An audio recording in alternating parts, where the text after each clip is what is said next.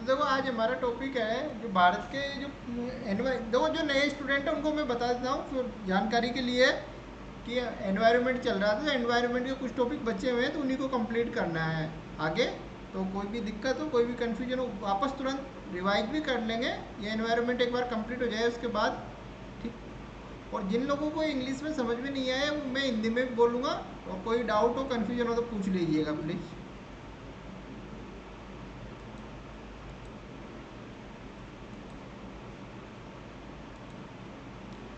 तो देखो ये 17 और 18 के आसपास ऑर्गेनाइजेशन है इंडिया के संदर्भ में है मतलब इंटरनेशनल ऑर्गेनाइजेशन नहीं है इसमें नेशनल ऑर्गेनाइजेशन ही है जो जो जीव जंतुओं को संरक्षण के रिगार्डिंग है। तो देखो सबसे पहला ऑर्गेनाइजेशन है इसमें the animal Welfare Board of India, भारतीय पशु कल्याण बोर्ड। ठीक है। तो ये अगर इसके नाम से ही पता लग रहा है ना क्या काम करता है ये संगठन बताइए।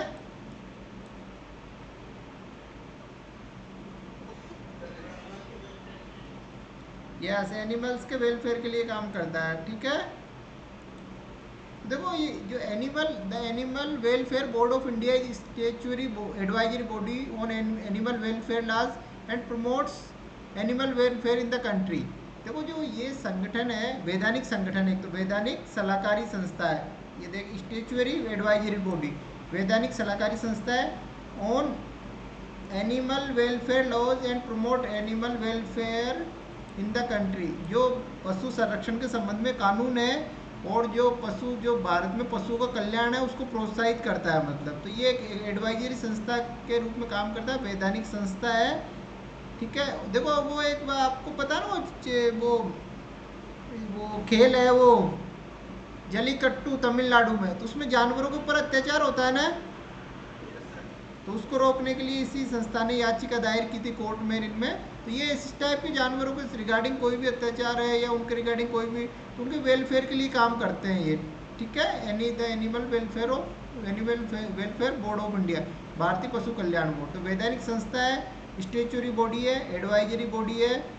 ठीक है क्लियर।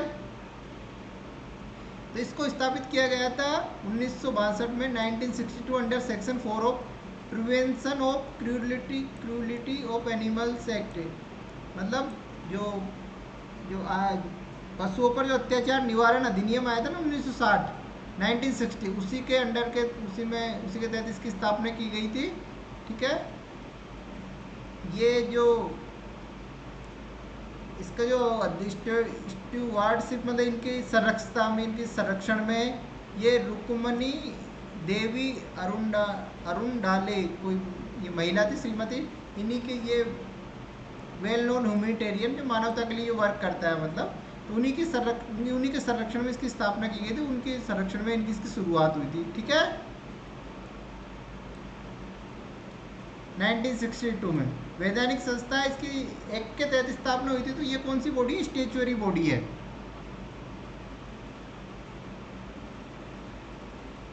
तो ये क्या है from ensuring that animal welfare, जो एनिमल वेलफेयर ला है पशुओं कल्याण संबंधी जो कानून है उनको डिलीजेंटली मतलब होता है ना बिल्कुल मजबूत तरीके से बिल्कुल एक अनुशासित तरीके से उस तरीके से फॉलो किया जाए मतलब उनका वो सुनिश्चित करती है संस्था कि जो आपके एनिमल वेलफेयर से संबंधित जो कानून है ना उनको उचित तरीके से सही तरीके से उनका लागू किया जाए ताकि जो आपके जानवरों के ऊपर जो अत्याचार हो रहे हैं ना जो भी जहाँ भी जिस तरीके से उनके साथ क्रूर व्यवहार किया जाए वो कम हो सके। ठीक है।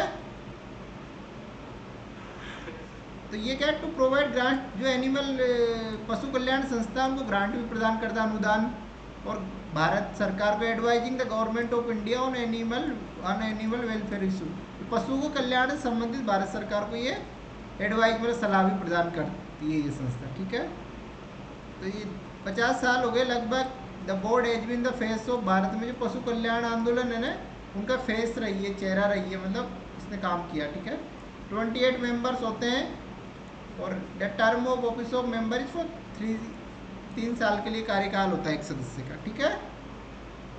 देखो फास्ट पढ़ेंगे ताकि रिवीजन ऑफ धीरे धीरे नहीं। देखो constitution of animal Welfare Board of India. ठीक है। 1962 में सेटअप किया गया था, ये तो पता ही है आपको, ठीक है। 1962 में ये अधिनियम था, एक्ट। ये महिला थी रुक्मणी देवी अरुण डाले, ठीक है।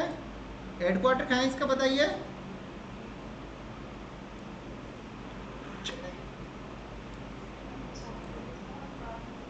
Yes yes, excellent. देखो पहले इसका मुख्यालय था चेन्नई में, और अब है ये इसका पूरा एड्रेस। अब इसके पहले चेन्नई में था और बाद में इसको स्थानांतरित कर दिया animal Welfare Board of India. ये मिनिस्ट्री ऑफ फिशरीज, मत्स्य पशुपालन और ये डेयरी मंत्रालय ना, उसके अधीन है ये। और इसका अब मुख्यालय बल्लभगढ़ फरीदाबाद में, ठीक है।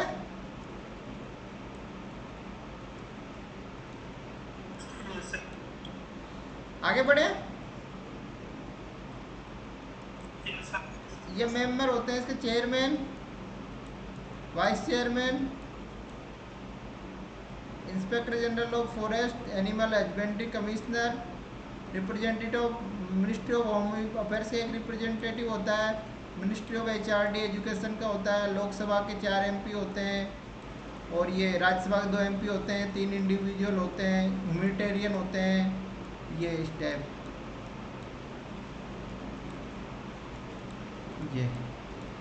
ये जो स्टार लग रहा है ना, वो नॉमिनेट किए जाते हैं।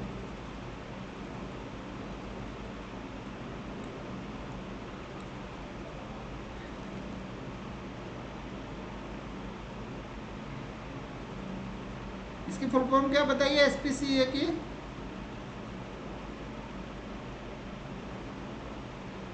इसकी फुल फॉर्म है Society for the Prevention of Cruelty to Animals, ठीक है। और एडब्ल्यूओ की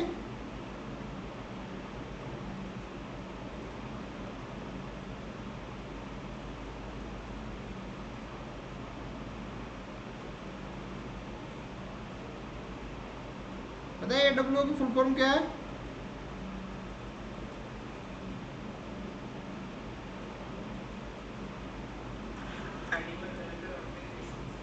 ठीक है,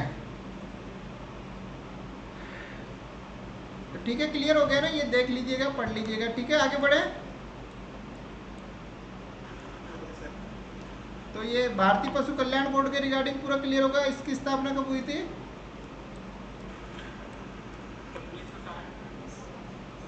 62। हेडक्वार्टर कहाँ है इसका? फरीदाबाद, ठीक है ना। इसका मुख्य पर्पज क्या है, मुख्य वर्क क्या है इसका?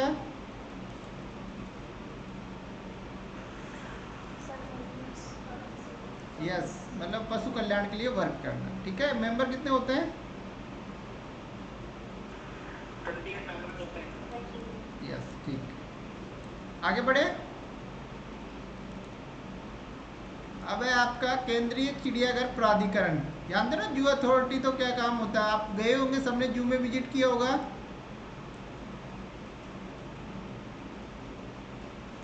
ये ध्यान रखना, animal Welfare Board of India कौन सी मिनिस्ट्री के अंडर में है? यस, ये ध्यान रखिएगा ना, आता है क्वेश्चन। तो देखो, सेंट्रल जू अथॉरिटी, केंद्रीय चिड़ियाघर प्राधिकरण एक वैधानिक संस्था है।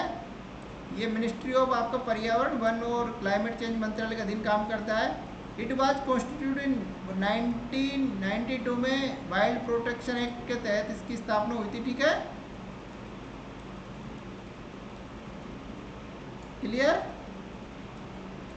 Members, it is chair by environment ministry, इसका अध्यक्ष होता है, और 10 मेंबर होते हैं, मतलब एनवायरनमेंट मिनिस्ट्री इसका अध्यक्ष, उसके अलावा 10 मेंबर और एक मेंबर सेक्रेटरी। एक मेंबर होता है, वो सेक्रेटरी भी इसका मेंबर होता है। तो टोटल मतलब अध्यक्ष अलग, सेक्रेटरी अलग, और 10 मेंबर होते हैं इनके अलावा, ठीक है। इसका जो प्रमुख काम है ना, भारत में चिड़ियाघर के रिगार्डिंग जो भी काम किया जाता है ना, मतलब कोऑर्डिनेशन का, या कौन से जानवर को किधर से किधर स्थानांतरित करना, तो ये उसके रिगार्डिंग जितने भी रूल रेगुलेशन सब बनते हैं ना, उनको कौन बनाता है? सेंट्रल जू अथॉरिटी, है ना। तो ये किसका मेन पर्पज है, to complement and strengthen the national effort in conservation of rich biodiversity. Bharat में जो बायोडाइवर्सिटी है उसका संरक्षण करते हैं। तो ये बताइए चिड़ियाघर एक्स सीटू है कि इन सीटू है?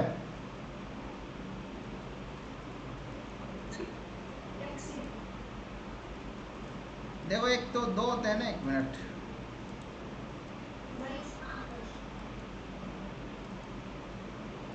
एक मिनट,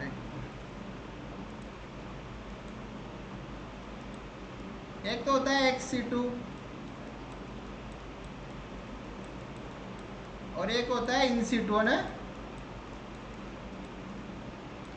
इन सीटू और ये तो होता है बहिर्स्थान और ये के अंतर स्थान, मतलब जहाँ, तो एक्स सीटू मतलब जहाँ जानवर रहते हैं ना उनके नेचुरल एनवायरनमेंट में संरक्षण ना करके उनका बाहर संरक्षण किया जाता है, जैसे बायोलॉजिकल गार्डन है, जू है, ये तो एक्स सीटू हो गया। और इन सीटू होता है स्व स्थान, मतलब उनके जो वाइल्ड एनिमल होते हैं उनके नेचुरल एनवायरनमेंट में उनका कंजर्वेशन किया जाता है ना, वो होता है इन सीटू। जैसे नेशनल पार्क है, सेंचुरी है, वो इन सीटू है। और एक सीटू आउटर, मतलब बाहर, वहाँ से जो उनको मेन जो लैंड है वहाँ से उनको ले जाया जाता है और उनका कंजर्वेशन किया जाता है कहीं जो जू में, बायोलॉजिकल गार्डन, ये होता है एक सीटू। क्लियर?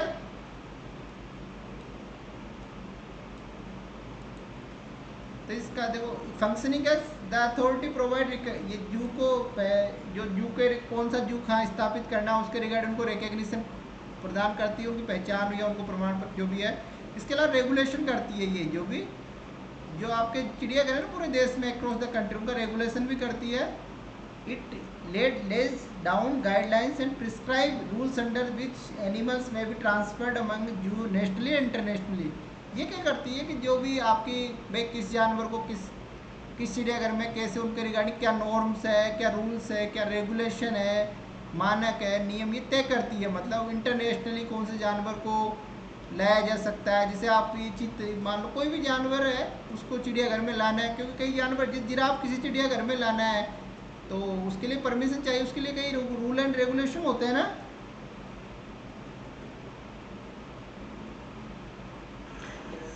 ये सब ये काम यही करता है राष्ट्रीय चिड़ियाघर प्राधिकरण, सेंट्रल जू अथॉरिटी। ठीक है, it coordinate and implement programmes, तो इससे रिलेटेड जितने प्रोग्राम होते हैं उनके रिगार्डिंग कोऑर्डिनेट भी करता है। जैसे दो स्टेट के बीच कोऑर्डिनेट करना, राज्य सरकार और सेंट्रल गवर्नमेंट के बीच कोऑर्डिनेट करना, केंद्र सरकार और दूसरे देश की सरकारों के बीच कोऑर्डिनेट करना, ठीक है, और जो भी इसके रिगार्डिंग कोई पॉलिसी बनती है उसका इम्प्लीमेंटेशन करना। ठीक है, तो ये हो गया सेंट्रल जू अथॉरिटी, क्लियर हो गई। The animal Welfare Board of India clear हो गया। कितने मेंबर होते हैं सेंट्रल जू अथॉरिटी के? कितने?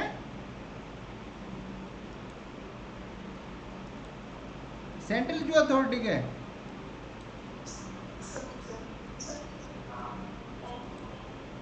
10 तो मेंबर होते हैं, एक चेयरमैन होता है जो मिनिस्टर होता है, एक सेक्रेटरी होता है वो वो एनवायरमेंट मिनिस्ट्री का। 12 हो गए टोटल, 10+1+1+1। ठीक है, देखो नेशनल बायोडाइवर्सिटी अथॉरिटी, राष्ट्रीय जैव विविधता प्राधिकरण, तो ये जो द नेशनल बायोडाइवर्सिटी अथॉरिटी, राष्ट्रीय जैव विविधता प्राधिकरण, was established by the central government in 2003 to implement India national biodiversity. तो बायोडाइवर्सिटी एक 2002 में आया था, 2002 में जैव विविधता अधिनियम, राष्ट्रीय जैव विविधता अधिनियम, तो उसी को पालना करने के लिए राष्ट्रीय जैव विविधता प्राधिकरण की स्थापना की गई 2003 में। ठीक है, ये स्टेचुरी बॉडी है क्योंकि अधिनियम के तहत बनाया गया है इसको।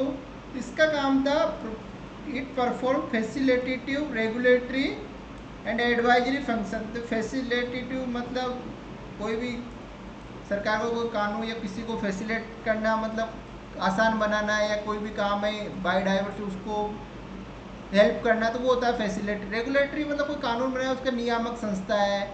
एडवाइजरी मतलब सरकार को सलाह प्रदान करना, ये सब काम है। इसका काम है जो आपके जो देखो, function for the government of India on issue of conservation, sustainable use of biological resources and fair and equitable sharing of benefit arising out of the use of biological resources.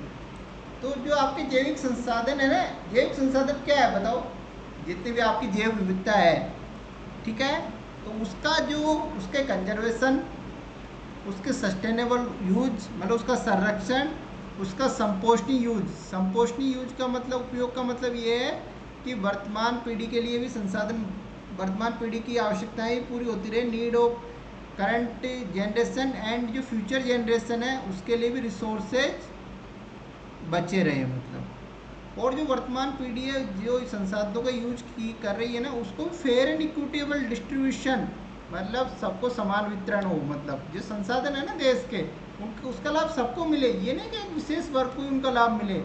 तो जो आपके जैव संसाधन है जितने भी, चाहे वो पेड़ पौधे हो, चाहे कोई भी नेचर की कोई भी वस्तु, जितने भी बायोलॉजिकल संसाधन, उनका सबको समान वितरण हो और सबको लाभ मिले। इसके अलावा उनका संरक्षण किया जाए और उनका संपोषणीय यूज किया जाए, मतलब वर्तमान पीढ़ी को भी सबको समान मिले और आने वाले पीढ़ी के लिए भी रिसोर्सेज बचे रहे। तो ये पर्पज है इसका, नेशनल बायोडाइवर्सिटी अथॉरिटी का, राष्ट्रीय जैव विविधता प्राधिकरण। ठीक है, समझ आया?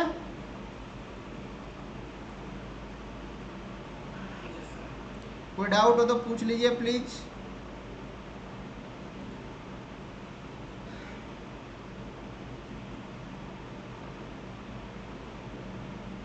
ठीक है, देखो द बायोलॉजिकल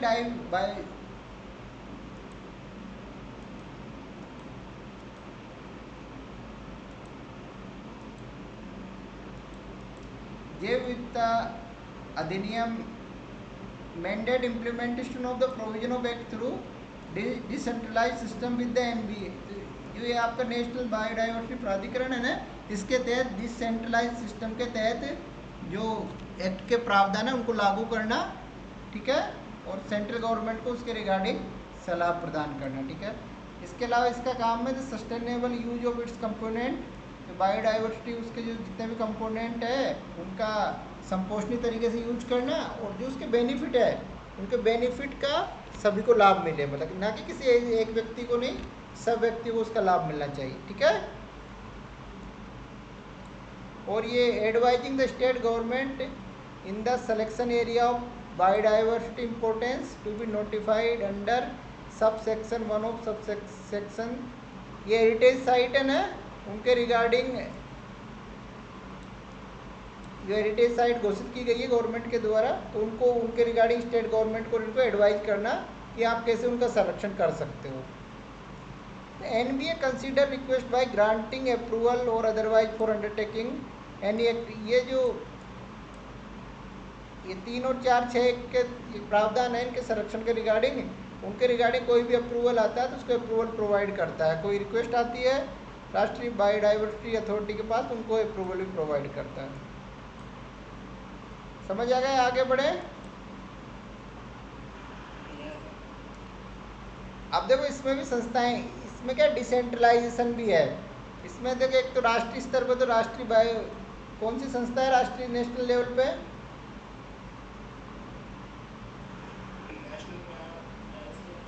हाँ, राष्ट्रीय जैव विविधता प्राधिकरण। इसके अलावा देखो स्टेट लेवल पे भी इसमें संस्थाएं हैं, स्टेट बायोडाइवर्सिटी बोर्ड, राज्य जैव विविधता board, focus on advising the state government subject to any guideline issued by the central government on matter relating to conservation of biodiversity। मतलब इसका काम है कि जो सेंट्रल गवर्नमेंट ने कोई भी गाइडलाइन जारी की है आपकी जैव विविधता के संरक्षण के रिगार्डिंग, उस विषय पर जो कोई भी मुद्दा है कंजर्वेशन ऑफ बायोडाइवर्सिटी, आपकी जैव विविधता से संरक्षण के संबंध में, sustainable use of its component, इसके रिगार्डिंग उनका जो इसके कंपोनेंट है उनका संपोषणीय उपयोग, और जो बेनिफिट उत्पन्न होते हैं, जो बेनिफिट है बायोडाइवर्सिटी के, जो बायोलॉजिकल रिसोर्सेज है उनका सबको इक्विटेबल शेयरिंग। ये जो 3 मुद्दे हैं ना, ये संरक्षण, सस्टेनेबल यूज और इक्विटेबल समान वितरण, इसके रिगार्डिंग केंद्र सरकार का कोई भी कानून है, सेंट्रल गवर्नमेंट का कोई लॉ है, उसी के संबंध में राज्य सरकार को सलाह प्रोवाइड करती है ये, ठीक है। और ये जो स्टेट बायोडाइवर्सिटी आल्सो रेगुलेट, ये रेगुलेट भी करती है बाय ग्रांटिंग अप्रूवल और otherwise upon request for commercial. अगर कोई भी बायोलॉजिकल कोई भी जैव संपदा है, जैव उसका अगर यूज करेगी स्टेट गवर्नमेंट, मतलब तो उसमें अगर कोई स्टेट में कोई यूज करता है तो उसके रिगार्डिंग ये अप्रूवल भी प्रोवाइड करती है राज्य लेवल पे। इसी प्रकार लोकल लेवल पे, स्थानीय स्तर पे बायोडाइवर्सिटी मैनेजमेंट कमेटी, ये लोकल लेवल पे है, मतलब ये इनका काम भी आर प्रमोटिंग, ये रेस्पॉन्सिबल फॉर प्रमोटिंग कंजर्वेशन, संरक्षण, sustainable use and documentation of biological diversity. जो आपकी जैव विविधता है उनका संपोषण यूज करना, उनका डॉक्यूमेंटेशन करना, और conservation of races, folk variety, cultivators, तो जितनी भी और आपकी स्टॉक्स है, डोमेस्टिक और breed of animal, micro organism है, क्रॉनिकल ऑफ नॉलेज, तो ये जितने भी पहलू है ना आपकी जैव विविधता के संदर्भ में। तो नेशनल स्तर पर कौन सी संस्था बताओ उसमें मुझे, तो नेशनल स्तर पर कौन सी संस्था है?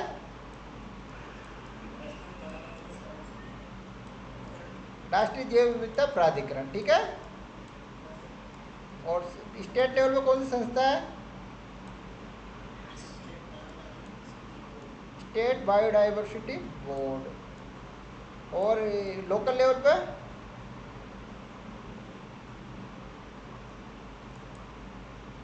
बायोडाइवर्सिटी मैनेजमेंट कमेटी, जैव विविधता प्रबंधन समिति, BMC, biodiversity management committee. Clear हो गया ये?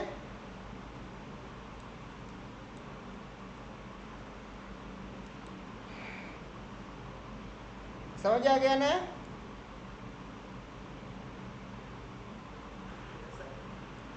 स्ट्रक्चर क्या है? National Biodiversity Authority consist of the following member to be appointed by, ये सेंट्रल गवर्नमेंट के द्वारा नियुक्त किया जाता है। ए चेयरपर्सन, एक इसका अध्यक्ष होता है। तो अभी एक IFS है, इसका अध्यक्ष शायद 86 बैच का है, इंडियन फॉरेस्ट सर्विस का ऑफिसर है,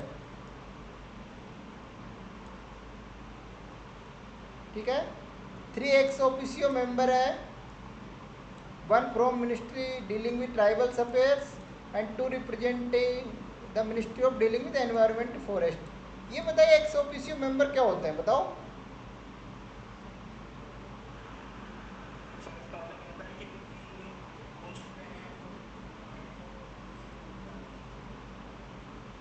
क्या?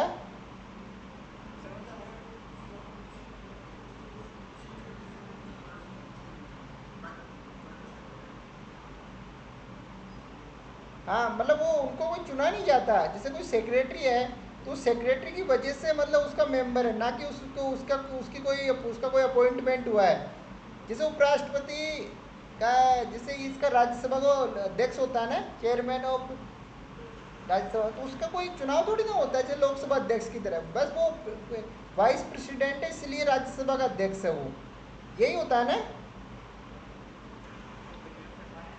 हाँ, बाय डिफॉल्ट, मतलब अगर आप सेक्रेटरी हो तो उसके मेंबर रहोगे, तो वैसा होता है एक्स ऑफिसियो मेंबर। तो 3 एक्स और 7 एक्स ऑफिसियो मेंबर है। देखो ये मिनिस्ट्रियों में जैसे एग्रीकल्चर रिसर्च है, बायोटेक्नोलॉजी है, ओशियन डेवलपमेंट है, एग्रीकल्चर कोऑपरेशन है, ये मिनिस्ट्री साइंस एंड टेक्नोलॉजी, ये सब।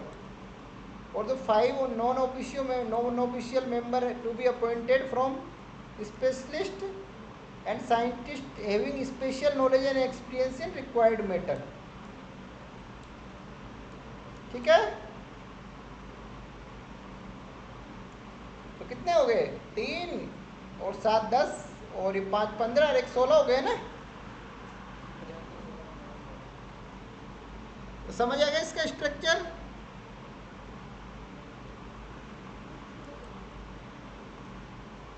तो फंक्शन तो पता ही है आपको। creating an enabling environment as appropriate to promote conservation and sustainable use of biodiversity, संरक्षण को प्रोत्साहित करना, जैव विविधता का संपोषणीय उपयोग, and advising the central government regulating activity and issuing, मतलब जो नियमन संबंधी गतिविधियां हैं, issuing guideline for access to biological resources and fair and equitable benefit. मतलब देखो 3 इसके पर्पज हैं। देखो एक तो आपका होगा, कौन कौन से पर्पज है बताइए। देखो पहला तो क्या है इसका, कि बायोडाइवर्सिटी का कंजर्वेशन, संरक्षण, ठीक है, कंजर्वेशन, ठीक है। दूसरा क्या है, एक सस्टेनेबल यूज, संपोषणीय उपयोग, ठीक है। तीसरा क्या है, इक्विटेबल शेयरिंग, है ना। क्लियर हो गया।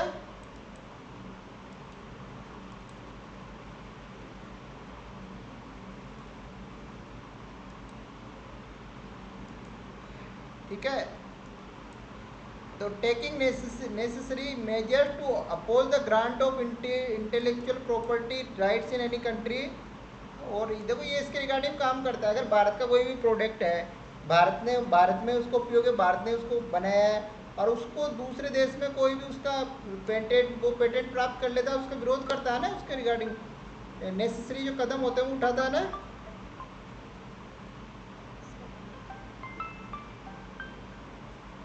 1 मिनट रुकिए। हेलो हेलो, राम राम, मैं क्लास ले रहा हूँ, करता हूँ 1 घंटे बाद, ठीक है।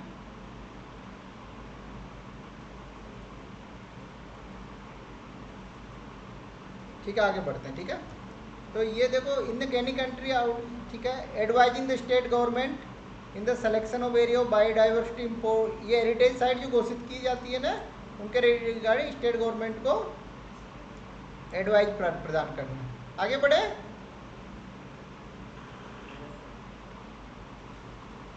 स्टेट बायोडाइवर्सिटी बोर्ड, क्या काम है स्टेट बायोडाइवर्सिटी, जो गवर्नमेंट काम करती है ना, सेंट्रल गवर्नमेंट की, वो राष्ट्रीय, वही सब काम स्टेट गवर्नमेंट में ये करता है, ठीक है।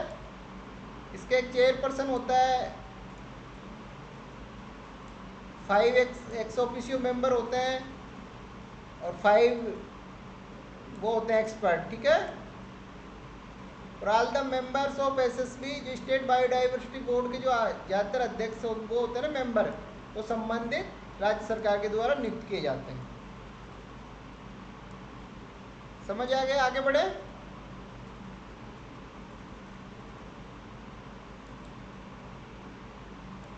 देखो स्टेट गवर्नमेंट को एडवाइस प्रदान करना, advise the state government regarding conservation, संरक्षण, सस्टेनेबल यूज और sharing of equitable benefit, regulate by granting approval और otherwise request for commercial utilization of bio सर्वे।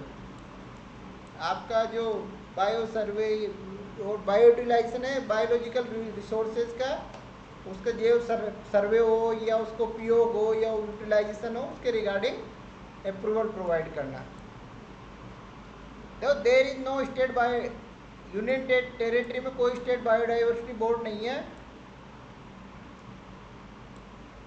तो उसमें जो भी काम होते हैं ना ये, तो वो यही काम करता है। ये आपका नेशनल बायोडाइवर्सिटी अथॉरिटी है ना, वही यूटी में वही काम करती है जो ये स्टेट बायोडाइवर्सिटी बोर्ड करता है राज्यों में। समझ आ गया, आगे बढ़े।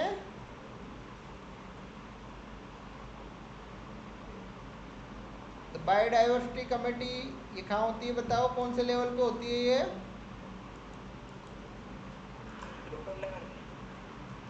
ठीक, यस। तो ये क्या करती है, every local body, local level shall constitute the biodiversity management committee in area for purpose of promoting conservation, संरक्षण, सस्टेनेबल यूज, संपोषणीय उपयोग और डॉक्यूमेंटेशन ऑफ बायोलॉजिकल डाइवर्सिटी। उसका डॉक्यूमेंटेशन मतलब उससे संबंधित डेटा या कोई प्रमाण इकट्ठे करना। देखो प्रिजर्वेशन ऑफ हैबिटेट, आवास का संरक्षण, conservation of land races, land races क्या होता है इसके मीनिंग?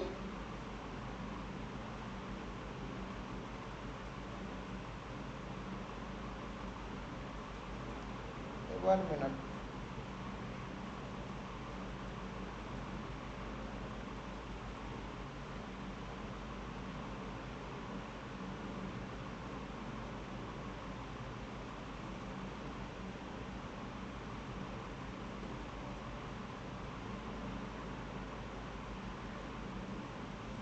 क्या होता है इसका आंसर बताओ? भू प्रजातियां, लैंड रे भू प्रजातियां ना।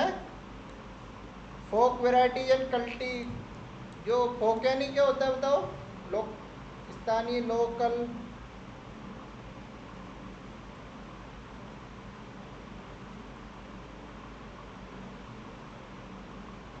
क्या होता है फोक वेराइटी बताओ?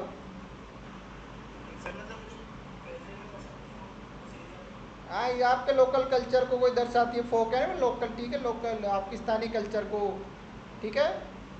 Domesticated stocks and breed of animal, जो आपके जो पशुपालन, इससे डोमेस्टिकेटेड स्टॉक, ये जो मतलब ये जो जो आपके पशु हैं, ब्रीड्स ऑफ एनिमल्स है, माइक्रो ऑर्गेनिज्म है, सूक्ष्म जीव है, और क्रॉनिकल ऑफ नॉलेज। तो कुल मिला के बात ये इसका काम है, जो भी जीव जंतु है, आपकी जैव विविधता के जितने भी रूप है, चाहे आप लोकल लेवल पे हो या पालतू जानवर हो या जंगली जानवर हो, तो कोई भी जीव, आपकी जितनी भी बायोडाइवर्सिटी है ना, उसके रिगार्डिंग जो भी मतलब वर्क कर सकते हो ना लोकल लेवल पे, वो ये करता है, ठीक है, बायोडाइवर्सिटी मैनेजमेंट कमेटी, ठीक है।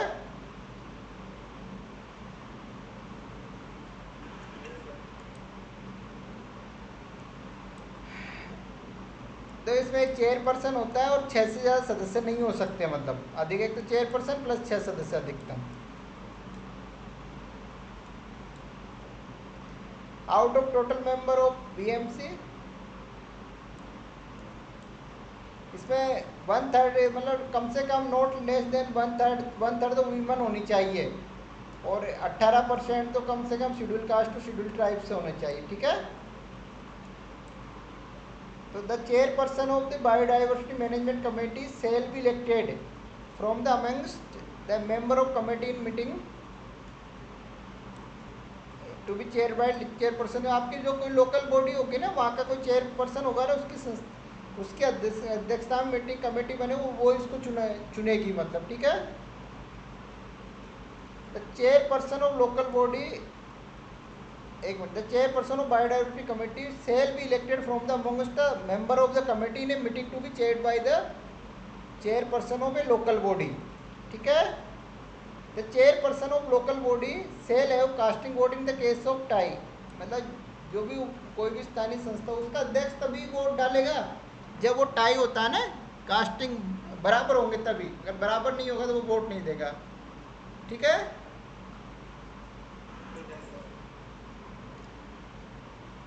आगे बढ़े, ये लोकल बॉडी होगी ना, वहाँ उसके द्वारा ही चुने जाएंगे सदस्य भी, ठीक है।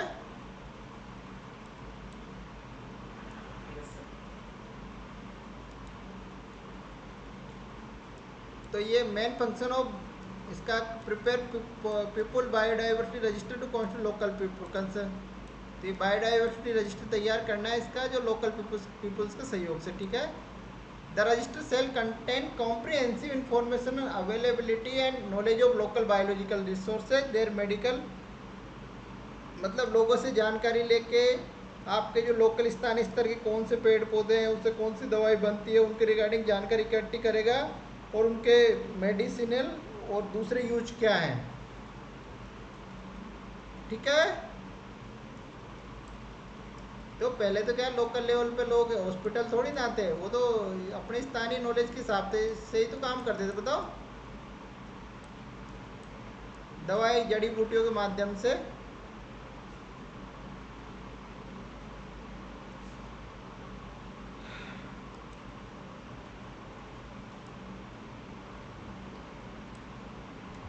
पीपल्स बायोडाइवर्सिटी रजिस्टर क्या होता है? ये क्या होता है ना, focus on participatory documentation of local biodiversity. तो ये क्या करती है, ये क्या है, पीपल्स बायोडाइवर्सिटी रजिस्टर, जो लोकल लेवल पे लोगों का जो नॉलेज है ना, उसका एक संग्रहण है, मतलब उसका डॉक्यूमेंटेशन है, दस्तावेजीकरण है, ठीक है। The register shall contain comprehensive information on the availability and knowledge of local biology, जो आपके लोकल बायोलॉजिकल रिसोर्स है उनकी जानकारी रखना, और देयर मेडिसिनल और any other use of any other traditional, उनके रिगार्डिंग उनका क्या उपयोग किया जा सकता है, उनका जो ज्ञान है ट्रेडिशनल उसको उनके रिगार्डिंग पूरी जानकारी रहती है उसमें। तो दे आर सीन एज की लीगल डॉक्यूमेंट इन सर्टेनिंग, अगर कोई लोकल लेवल पे किसी कोई राइट्स चाहता है, मान लो कि हमारा बायोलॉजिकल रिसोर्सेज है या हमारी संपत्ति है, तो उसके रिगार्डिंग ये पीपल्स बायोडाइवर्सिटी रजिस्टर है तो की लीगल डॉक्यूमेंट का काम करेगा। समझ आया?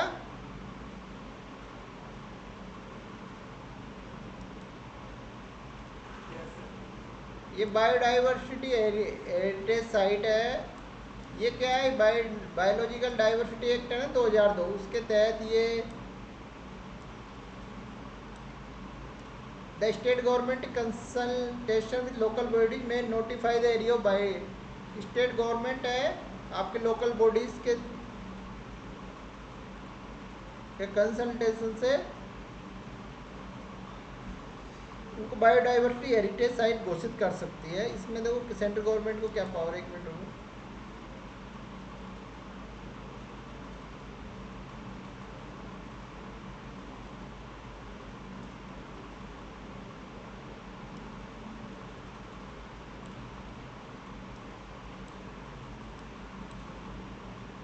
ठीक है, इसमें देखो ये जो आपका स्टेट गवर्नमेंट है लोकल बॉडीज के कंसल्टेशन से इसको नोटिफाई कर सकती है बायोलॉजिकल बायोडाइवर्सिटी हेरिटेज साइट के रूप में। तो ये बायोडाइवर्सिटी जो हेरिटेज साइट्स होती है ना, ये क्या होते हैं? पारिस्थितिक रूप से फ्रेजाइल सिस्टम होते हैं ना, मतलब पारिस्थितिक रूप से अद्वितीय टेरिस्ट्रियल, वो स्थलीय भी हो सकता है, वो तटीय भी हो सकता है, वो इनलैंड वाटर भी हो सकता है, समुद्री भी हो सकता है, जो मतलब जिनमें बायोडाइवर्सिटी रिच हो, मतलब हेरिटेज, तो उनको हेरिटेज घोषित। इनके देखो क्या क्या हो सकते हैं, एक तो रिचनेस ऑफ वाइल्ड और डोमेस्टिकेटेड स्पीसीज और इंट्रा, इसमें क्या है जो वाइल्ड लाइफ है ना उसकी विविधता हो, उसकी प्रचुरता होनी चाहिए। तो पालतू जानवर भी हो सकते हैं उसमें और जंगली भी हो सकते हैं। Presence of rare and threaten, जो बिल्कुल रेयर मतलब जो कम पाई जाती है, थ्रेटन जो संकटग्रस्त है, मतलब नियर आने वाले भविष्य में उसके लिए संकट हो सकता है। कीस्टोन प्रजाति है, स्पीसीज ऑफ इवोल्यूशनरी सिग्निफिकेंस का विकास में योगदान हो, और ये wild ancestor of domestic and cultivate, कोई भी जैसे आपके पालतू है कोई भी कल्टिवेटेड स्पीसीज है उसका कोई जंगली वो हो, मतलब उसके पूर्वज। और अगर वहाँ कोई भी प्रीपास्ट पहले लगता था कि वहाँ जैसे आपके फॉसिल पार्क है ना, कहाँ है फॉसिल पार्क बताओ? भारत में फॉसिल पार्क है जहाँ अवशेष मिले पुराने जीव जंतु को, एमपी में ना फॉसिल नेशनल पार्क।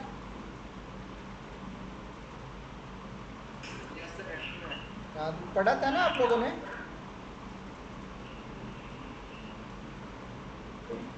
तो उनको भी घोषित किया जा सकता है।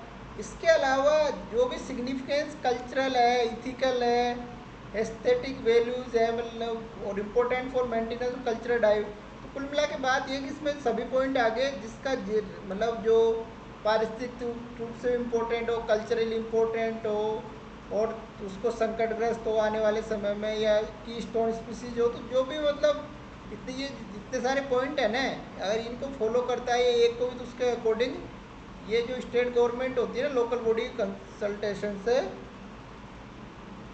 इसको बायोडाइवर्सिटी हेरिटेज साइट जैव विविधता विरासत स्थल घोषित कर सकती है।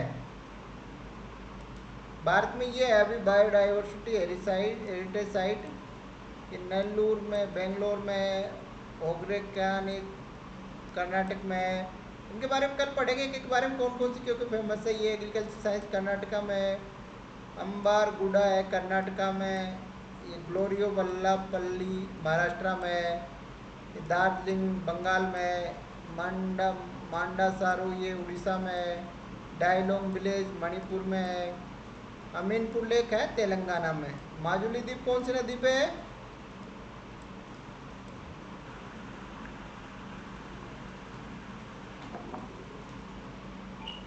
बताओ माजुली नदी जी। हाँ, इतना देर लगती है कि यार, मैंने कितनी बार पढ़ा है आप लोगों को, गलत बात है ना ये। इतना टाइम तो लगना ही नहीं चाहिए यार।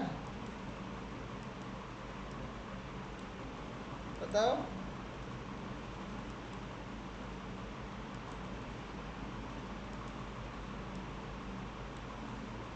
ठीक है। घड़ियाल रिहेबिलिटेशन लखनऊ में है।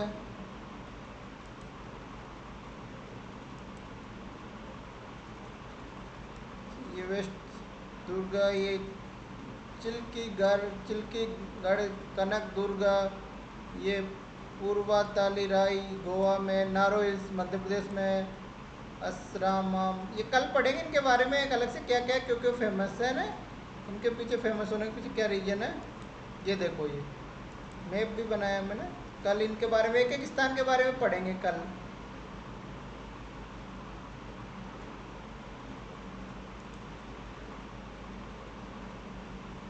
तो समझ आया जो पढ़ा अब तक।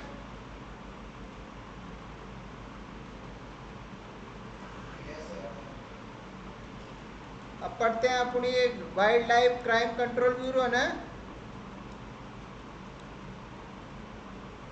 वन्य जीव अपराध नियंत्रण ब्यूरो।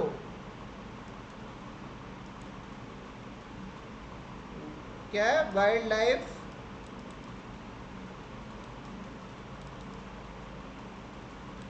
क्राइम कंट्रोल ब्यूरो, ठीक है। वन्य जीव अपराध नियंत्रण ब्यूरो। बता इसके नाम से क्या लग रहा है, क्या काम करता है ये?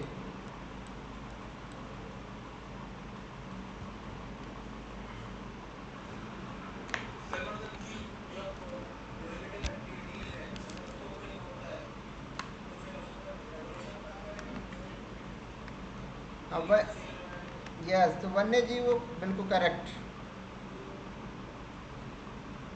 वन्य जीव को जो भी अपराध हो रहे हैं, वन्य जीवों के संरक्षण के रिगार्डिंग काम करता है ये।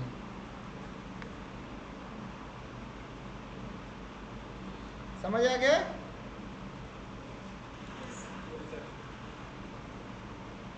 तो वन्य जीव संरक्षण अधिनियम, ठीक है। आगे बढ़ते हैं।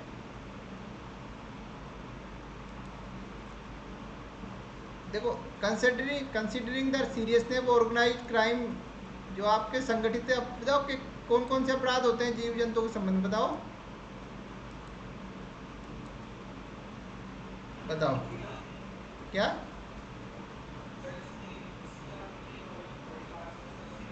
हाँ, जानवरों का शिकार, देखो शिकार हो गया।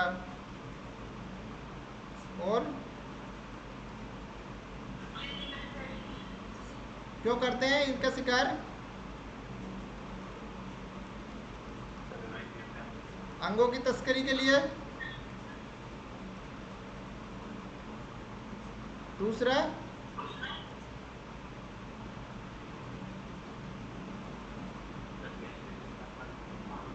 मांस के लिए भी करते हैं ना। तीसरा, दवाओं के लिए, ठीक है।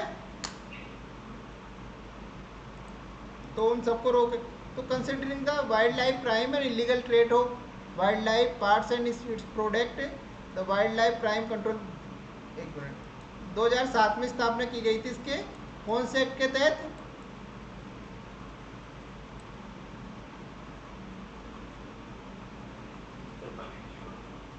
वन्य जीव संरक्षण अधिनियम 1972 के तहत। 1 minute.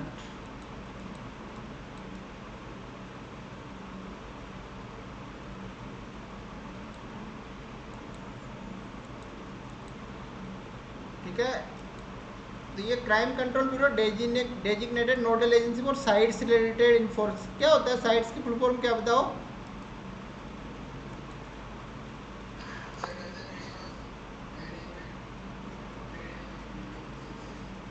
Site conservation of conservation of conservation of international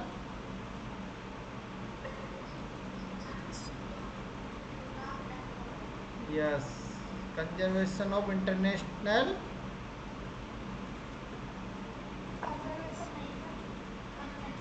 हाँ सॉरी, ये कन्वेंशन, कन्वेंशन ऑफ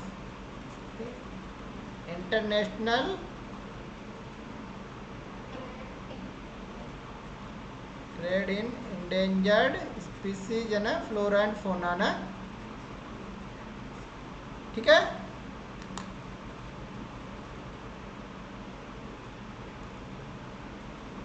क्या काम है साइट्स का?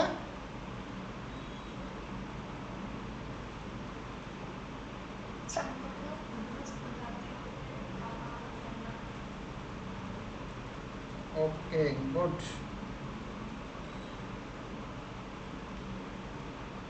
क्लियर? किसी को कोई डाउट इसमें? साइट का क्या वर्क है?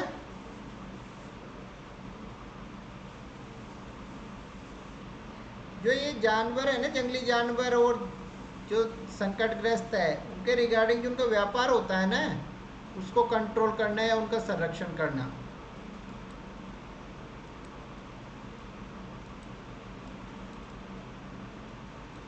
समझ आया?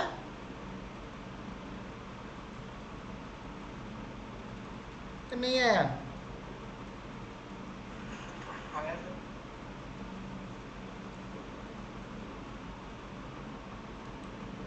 साइट्स का मुख्यालय कहाँ बता सकता है कोई? बताओ।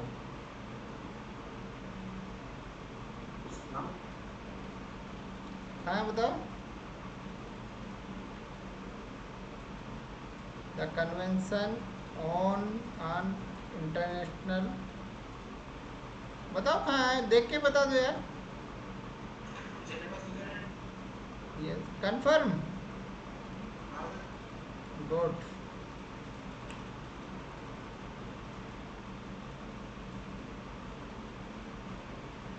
इंडेंजर्ड, तो the convention on international trade in endangered species of wild फाना एंड फ्लोरा, ठीक है।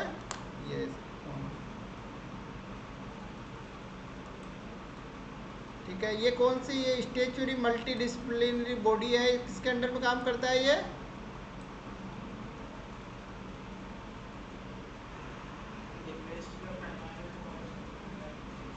ठीक है।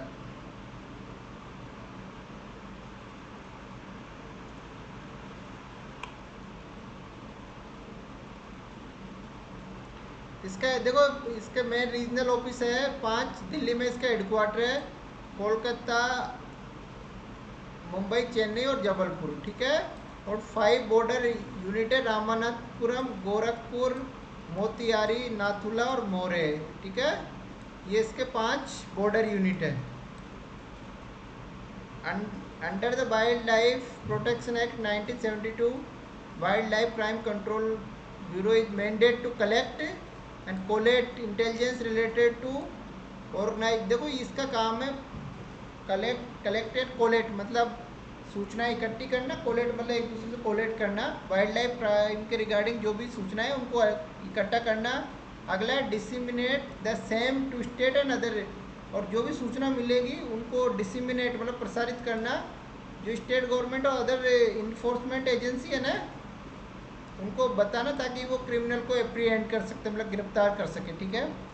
टू एस्टेब्लिश सेंट्रलाइज वाइल्ड, जो वाइल्ड लाइफ क्राइम होता है ना, उसके रिगार्डिंग केंद्रीकृत डाटा स्थापित करना, और जो विभिन्न प्रकार जो coordinate action by various agency, जो विभिन्न एजेंसियां उनके बीच समन्वय स्थापित करना, और इंटरनेशनल ऑर्गेनाइजेशन है इसके रिगार्डिंग जो वर्क करते हैं उनको हेल्प करना, इसके रिगार्डिंग जो इन्फोर्समेंट एजेंसियां जो कानून लागू करती हैं उनकी क्षमता का निर्माण करना, assist state government to ensure success to in prosecution related wild, जो वाइल्ड लाइफ क्राइम होते हैं उनके रिगार्डिंग किसी अपराधी पे कोई भी मतलब कानूनी कार्रवाई करनी, उनके रिगार्डिंग स्टेट गवर्नमेंट की हेल्प करना, और देश की जो सेंट्रल गवर्नमेंट है उनको वाइल्ड लाइफ क्राइम से रिगार्डिंग जो भी इश्यू है उनमें सलाह प्रोवाइड कर दूँगा।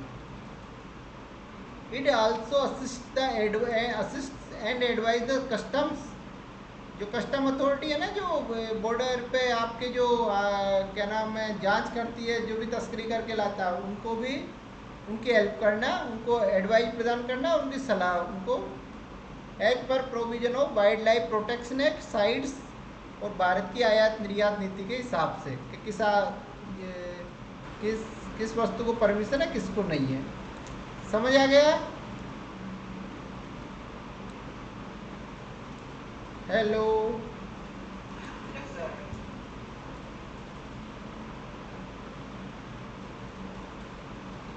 देखो ये वही है, वो मैंने उसकी साइड से लिया है। तो मैं क्या करता हूँ, मटेरियल दे तो कहीं किसी गूगल से कहीं से भी ले लेता हूँ, किसी अच्छी से मटेरियल मिलता है मुझे, और एक जो संबंधित संस्था होती है उसकी साइट से लेता हूँ ताकि मैटर ऑथेंटिक रहे। ठीक है? तो wild life crime control bureau envisages attaining excellence, मतलब इंटेलिजेंस और इन्फोर्समेंट एजेंसी है जो भी इसके रिगार्डिंग उनको उत्कृष्टता और उनको एक्सीलेंस मतलब उत्कृष्टता लाना, और जो इंटरनेशनल वो स्टैंडर्ड है उसके उनके हिसाब से उसकी क्षमता निर्माण करना, और एक इंटीग्रेटेड कम्युनिटी, मतलब कुल मिला के बात ये इस संस्था का काम है कि केंद्र सरकार और राज्य सरकारों के बीच, मान लो कोई एमपी में अपराध किया, राजस्थान भाग गया, तो उसको कौन कोऑर्डिनेट करेगा? उसके लिए कोई संस्था होनी चाहिए ना। आपस की दोनों राज्यों की पुलिसों के बीच तो कोऑर्डिनेशन होना काफ़ी टफ है ना।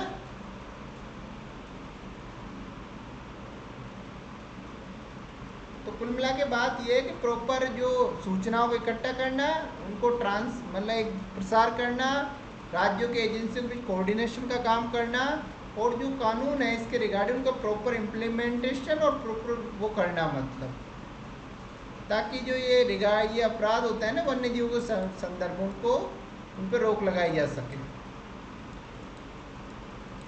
इसका मिशन क्या है? तो develop mechanism for gathering of intelligence related, तो ये वाइल्ड लाइफ क्राइम है और इलीगल अवैध जो व्यापार होता है ना जानवरों का, उसके रिगार्डिंग इंटेलिजेंस इकट्ठी करना, सूचना एकत्रित करना। दूसरा, disseminate intelligence to the concern agency को टाइमली रिजल्ट ओरिएंटेड एक्शन, उन सूचनाओं को जल्दी प्रसारित करना ताकि जो संबंधित एजेंसी है वो समय से और परिणाम आधारित कार्य कर सके, मतलब ठीक है। To develop wild life crime database management system, जो वन्य जीव अपराध है उसके रिगार्डिंग डेटाबेस प्रबंधन तंत्र की स्थापना करना बहुत बेटर, क्योंकि आपके पास सिस्टम रहेगा, आपका डेटा रहेगा तो आप अच्छे से एनालिसिस कर सकोगे ना, और एक रिकॉर्ड इकट्ठा हो सकेगा। ठीक है? ताकि आपकी जो वाइल्ड लाइफ पॉलिसी है, देखो आप पॉलिसी कैसे बनाते हो, उसके लिए क्या चाहिए?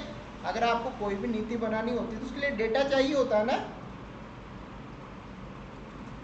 अब मुझे बताओ, आप कोई भी देखो, मान लो कोई भी समस्या है, आप अधिकारी हो, आपको कोई भी समस्या, मान लो गरीबी का समाधान करना, आप क्या करोगे? सबसे पहले बताओ मुझे उसके रिगार्डिंग।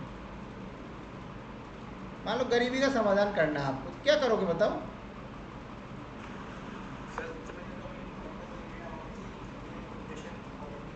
हाँ, डेटा होना चाहिए ना आपके पास, कितनी पॉपुलेशन है, कितनी गरीब है, कितनी इनकम है। फिर एक तो ये डेटा होगा आपके पास, आपके रिगार्ड पास दूसरा डेटा ये होना चाहिए भी भारत सरकार की कौन कौन सी योजनाओं का बेनिफिट पहले, भारत सरकार की योजनाओं का बेनिफिट किस किस को मिला पहले, ये सब डेटा इन्फॉर्मेशन होनी चाहिए, तभी तो आप वर्क कर पाओगे। अगर आपका कोई डेटा इन्फॉर्मेशन नहीं होगी तो क्या कर पाओगे बताओ आप? तो आपका डेटा और इन्फॉर्मेशन होनी चाहिए ना पहले से ही। ठीक है, तो वो काम करती है। ठीक है, और to coordinate the efforts and action, तो विभिन्न, देखो ये जो उपाय है ना, आप चाहे ये इस संस्था की बात नहीं है, आप उस किसी भी संस्था के रिगार्डिंग कोई भी काम इन उपायों को लिख सकते हो। देखो, स्टेट और सेंटर के बीच कोऑर्डिनेट करना, दो राज्यों के बीच कोई भी योजना, कोई भी किसी भी समस्या का समाधान हो, क्राइम का हो, तो ये पॉइंट कहीं भी लिखे जा सकते हैं। डेटा इकट्ठा करना, सूचना तंत्र, देखो सूचना, ये आज के ज़माने में सूचना का युग है, आजकल डेटा भी बिकता है ना। बताओ, आप ये बताओ, आपके पास कई कंपनियों के जो क्रेडिट कार्ड के लिए फ़ोन आते होंगे ना, आते हैं नहीं आते बताओ? तो वो आपके बताओ, आपने किसी को देखो कहाँ से चला जाता है नंबर, मतलब बताओ। तो डेटा क्या बिकता है?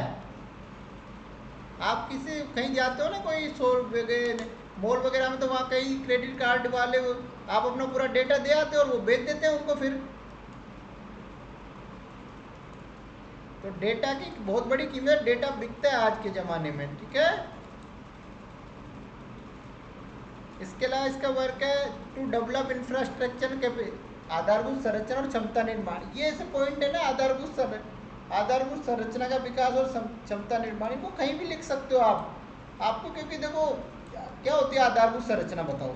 अगर आपको क्राइम कंट्रोल करना है, उसकी आधारभूत संरचना क्या होगी बताओ। वन्य जीव के रिगार्डिंग बताओ क्या होगी उसकी आधारभूत संरचना।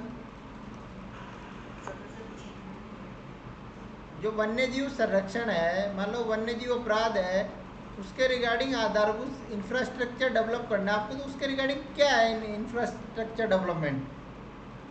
अब क्वेश्चन आ जाता है कि आपको वन्य जीवों का कंजर्वेशन करने के लिए, वन्य जीव मतलब वाइल्ड लाइफ क्राइम को कंट्रोल करने के लिए आपको इंफ्रास्ट्रक्चर और कैपेसिटी बिल्डिंग की नीड है। मतलब इनमें इन्वेस्टमेंट की आवश्यकता है, इनमें इन्वेस्टमेंट इंक्रीज करना पड़ेगा। तो इसके क्या मतलब क्या समझते हो आप, क्या लिखोगे आधार इंफ्रास्ट्रक्चर और कैपेसिटी बिल्डिंग, क्षमता निर्माण, वन्य जीव अपराध के रिगार्डिंग।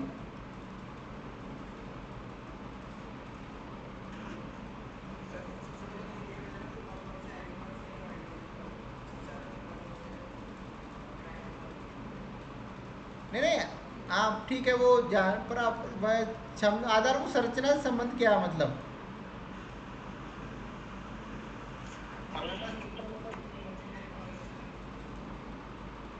हाँ ठीक, हाँ फिर और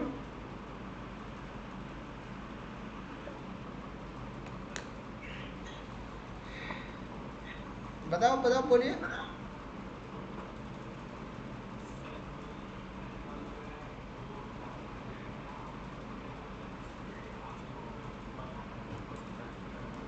क्या क्या दोबारा बताइएगा।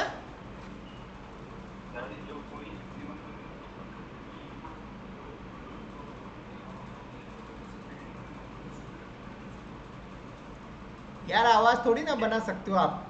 देखो मेरी बात सुनो, आधारभूत संरचना का मतलब है आपको मेन पर्पज क्या है, वन्य जीव जो क्राइम है उनको कंट्रोल करना।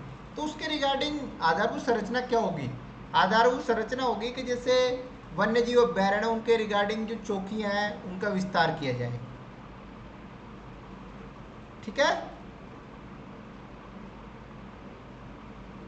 समझ रहे हो ना।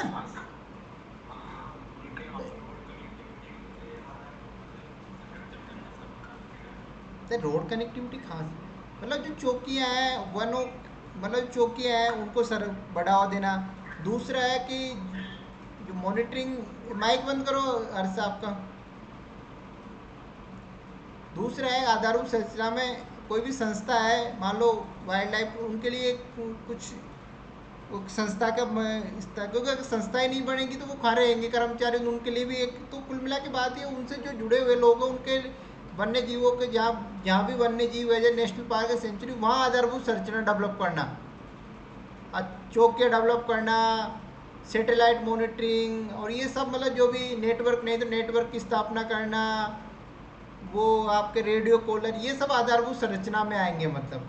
और क्षमता निर्माण से तात्पर्य जो लोग उनके संरक्षण में लगे हुए ना उनको डेवलप करना, उनका कौशल विकास करना, उनको अच्छे हथियार देना, ये उनकी क्षमता निर्माण में आएगा मतलब। कैपेसिटी बिल्डिंग,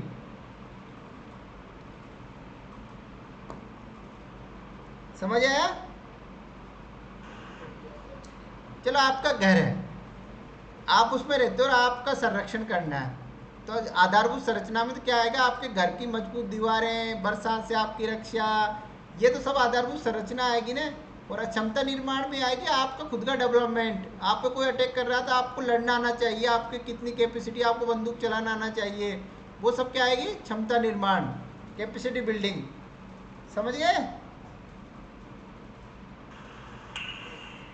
ठीक है आगे बढ़ते हैं।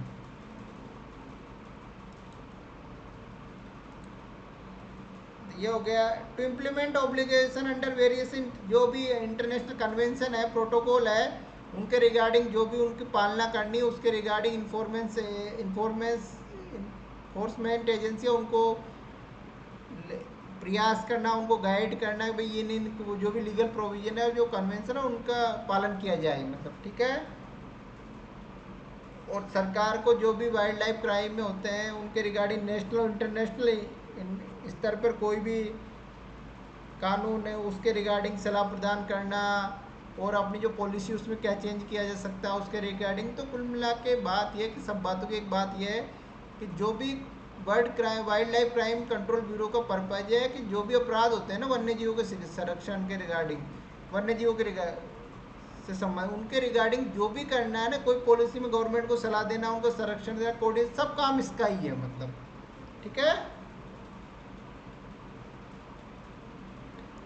अब है national plan for conservation of aquatic ecosystem. क्या होता है?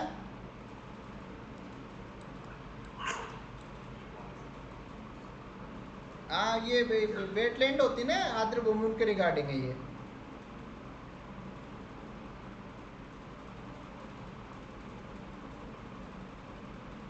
ठीक है, ये सिंगल प्रोग्राम है, ये इसमें वेटलैंड और लेक दोनों है।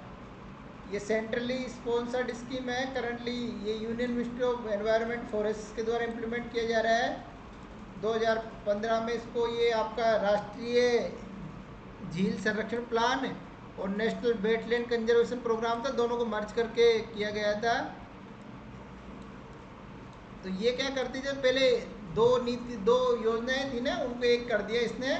और ये बेटर सिनर्जी, मतलब ऊर्जा प्रदान करना, और ओवरलैपिंग होती है ना, पहले क्या एक ही दो अलग अलग संस्थाएं एक ही वर्क कर रही थी, उनको ओवरलैप को कम करने, उससे बचने के लिए इसको बनाया गया था, इसकी ये स्कीम लाई गई थी। ठीक है, तो आज जो पढ़ा समझ में आया? तो इतनी यार पढ़ाते पढ़ाते बोलते बोलते शरीर दर्द करने लग गया। अब बताइए, आज का कुछ क्लियर हुआ नहीं हुआ, बताओ। समझ आएगा ना सब कुछ?